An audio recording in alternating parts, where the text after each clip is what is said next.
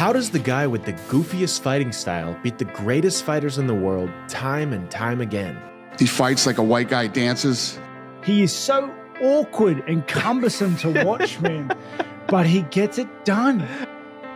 It's not skill, it's something much deeper, and you can learn it too. I've been studying how champions think for years, and I know it's a very specific part of his mindset. I'm going to break it down and show you how you can apply it to your own life.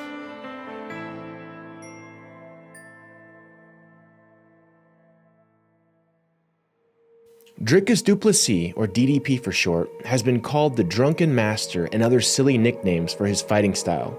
And when you see his fights, you can kind of see why. He looks clunky, seems gassed, yet somehow he always finds a way to win.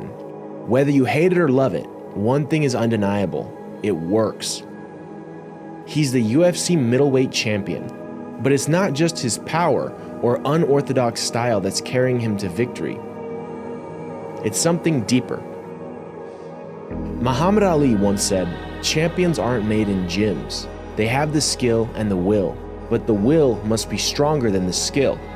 And Du Plessis lives these words. Fight after fight, he wins, not through superior technique, but sheer willpower. And understanding how he harnesses his willpower might change how you approach your own life. Psychologist Roy Baumeister's life work was studying how willpower works, and what he found was groundbreaking. Willpower is arguably the single most important factor in determining success. More than genetics, environment, or raw talent, willpower is the ultimate determinant of success. This means you can literally will yourself to succeed, no matter who you are or where you come from. I feel like when you're fighting, it's not only physical, but whoever has the stronger will to win.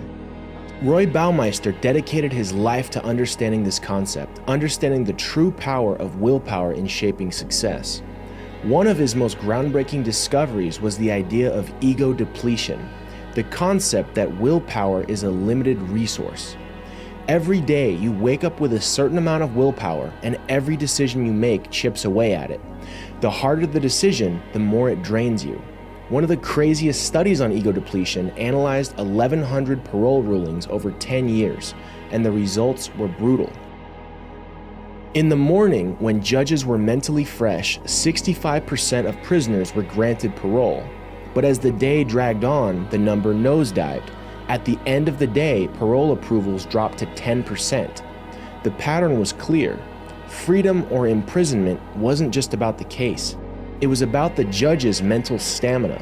As their mental energy drained, they defaulted to the safest, least demanding option, saying no. This study highlights the fact that willpower is a finite resource, and the more depleted you are, the more likely you are to choose what's easy over what's best. And this is where Dricus Du Plessis holds a massive advantage over his opponents. He trains hard, stays in shape, and eats clean year-round. There's no drastic switch when fight camp begins. He's already at peak discipline. I'll fight this Saturday, Sunday. Next day, I'll at least go for a run. Contrast this with someone like Paddy Pimblett, a lightweight who famously balloons up to 220 pounds after fights. When it's time to compete again, he burns a massive amount of mental energy just to shed the weight and get back in shape. This constant battle with the scale drains his reserves, leaving little room for growth. It's no surprise he shows minimal evolution between fights. All of his willpower is spent on dieting, not development. And this is not as uncommon as you think. A lot of fighters go through that, like Ricky Hatton. I think he got himself under control now, but he used to blow up, and that fucks you up. Yeah, but it's also like fighters, when they're not training and they're not fighting anymore, they just start eating. Oh man, yeah, I was bad for that. Yeah, they just eat like crazy. For Du Plessis, fighting shape is his baseline. The hard things most fighters struggle with are automatic for him. Eating right, training hard, staying sharp, these aren't decisions that drain his willpower, they're habits. This frees up his mental reserves for what truly matters: evolving, studying his opponents, and pushing past his limits. This was most evident in his rematch with Sean Strickland. It's not that Strickland fought poorly, he just didn't evolve. As Du Plessis put it, "It looked exactly like the same guy I was fighting. I just evolved so much over the last year, and I said that was what was going to happen." While most people focused on Strickland's lack of output, many overlooked the real story. Du Plessis had transformed. He poured his willpower into learning new techniques and sharpening his game, while Strickland spent his energy telling everyone he was robbed in the first fight. If Strickland had redirected all of that mental energy toward growing, the rematch could have played out very differently.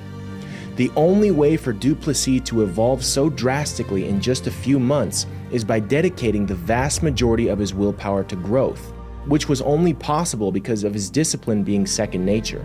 When the basics like diet, recovery, and training are automatic, it frees up mental bandwidth to focus entirely on leveling up into his goal of becoming the greatest of all time. That vision of greatness isn't actually just a goal for him, it's his broad temporal horizon. A temporal horizon is how far into the future someone envisions their life. People with a narrow temporal horizon only think about the near future, while those with a broad temporal horizon plan far ahead. Research shows the farther ahead someone plans, the more successful they become. This is because long-term vision sharpens today's decisions. Think about it. If you're training for a marathon, you'll push yourself harder than someone preparing for a 5K. But what they discovered next was even more powerful. The farther ahead someone planned, the more willpower they had each day. It's as if the brain, seeing the long road ahead, unlocked extra reserves of energy, giving you the strength to stay the course, even when motivation fades. The bigger the vision, the stronger the drive to take action now. And this mindset is exactly what sets Du Plessis apart. For most UFC fighters, the ultimate goal is to become a world champion. That title is the pinnacle in combat sports. But for Du Plessis, the belt was never the end goal. It was just another step. The belt was a massive step in the right direction of my ultimate goal. There's a very, very long way to go to me being satisfied with what I've done in my career. Now, becoming world champion is a big, big step, but this is not the end. My final step is being the greatest to ever do this sport. DDP never aimed to just be a champion. He set his sights on becoming the greatest of all time.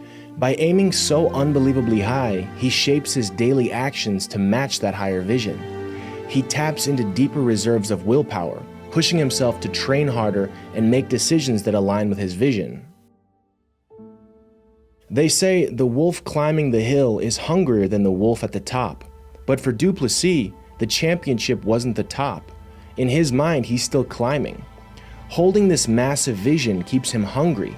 It fuels the willpower to take massive action every day. Just like someone training for an ultra marathon pushes harder than someone preparing for a 5K, the bigger the goal, the greater the drive. On top of this, when you're chasing a massive goal, your brain actually starts to perceive struggles differently. Instead of draining your energy, obstacles are seen as part of the climb, not barriers to avoid, but challenges to conquer. Baumeister's research on willpower shows that when people frame struggles as necessary steps toward a valued goal, they experience less mental fatigue. The brain, understanding the purpose behind the pain, unlocks more energy and keeps you pushing forward. Simply put, the bigger the vision, the more your brain will help you get there. But vision alone isn't enough. To sustain that drive, you also need a deep purpose.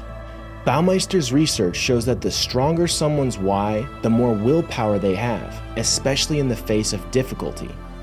When former featherweight champion Alex Volkanovski was being choked unconscious by Brian Ortega in a world title fight, he thought of his deep why, his family. So literally the lights were dimming and it was like a movie, honestly. It was like dimming, and I was even at one stage thinking like, there's no fucking way, you know what I mean? There's no way he's taking this belt away from my family. It was like that type of moment. I'm like, that, so I just like keep going. Volkanovski's deep why is his family, and it brought him through a choke. Du Plessis has an even deeper why, the entire country of South Africa. Any sport we do, this country unites like you won't believe. It's incredible, and I feel that. I feel that pressure, and I feel that love and support, and that's what I do when I step in there. That's where this fire comes from. That's why I never quit. I have something much bigger than myself fighting for out there. This deep connection to South Africa fuels him with an almost endless reserve of willpower. When training turns brutal and exhaustion kicks in, he reminds himself who he's fighting for: his family, his team, but above all else, his country. And that drive keeps him going, both in training and in the cage. It's not just another fight. I fight for my country, I fight for the flag and the country I represent. When Du Plessis wins, it's not just his victory, it's a victory for his entire country. By fighting for something greater than himself, he's connected to a deeper purpose that drives him forward. Studies have shown that willpower can run out, but having a strong sense of purpose can refill that tank. It's been proven that athletes connected to a deeper why are able to push through more pain and fatigue. For Du Plessis, he's connected to a deep why. He fights with his entire country on his back. But that deep why isn't all there is to his success. He has one final trick up his sleeve: pre-commitment. It's often called burning the boats, thanks to Hernan Cortez, who, upon landing in Mexico, burned his ships to eliminate any chance of retreat. With no escape, his men unlocked something primal and conquered an army over 10 times larger than them. This phenomenon has been studied by psychologists. When there's truly no way out, the mind shifts gears. It stops wasting energy on doubt or hesitation and channels every ounce of willpower, both conscious and unconscious, into finding a way through. Your entire being locks on a single purpose, unlocking willpower reserves you never knew existed.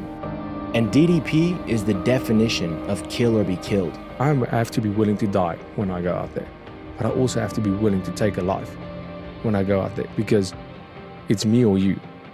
And he actually says goodbye to his family and friends before every fight, because he truly believes he may never see them again. I say my goodbyes before every fight. You say goodbyes? I say my goodbyes to all my parents, my brothers. I say thanks for everything. See you on the flip side, guys. Thank you for everything. And you never know. He genuinely goes into the fight to kill or be killed, and it's not just talk. His opponents can sense how genuine this is. He's got the right mind space to go there. Like, he's willing to die on his shield. The dude's tough. When you're truly willing to kill or be killed, you override every instinct that would normally hold you back. This mental shift unleashes every ounce of conscious and unconscious willpower, giving you a massive advantage over your opponent. Du Plessis doesn't win because he's the most skilled fighter. He wins because when it really comes down to it, he simply wants it more than his opponent. And wanting it more is a learnable skill.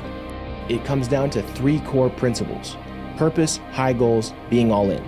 When you align yourself with a deep, powerful purpose, it taps into a reservoir of willpower. Setting high goals boosts your willpower and rewires your brain to see challenges as stepping stones instead of roadblocks.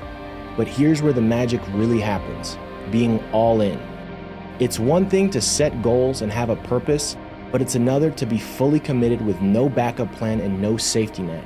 When you're all in, you turn a switch in your brain that makes you unstoppable. That kind of commitment unlocks willpower in a way nothing else can. When purpose, high goals, and being all in come together, they create a powerful synergy. The more purpose you carry, the higher your goals, and the more all in you are, the more willpower you will have every single day and the further you'll go. Understand this: no matter where you are right now, you possess the most powerful tool imaginable, the human will. Use it to create the future you're destined for. And to know exactly what future you're destined for, check out this video here.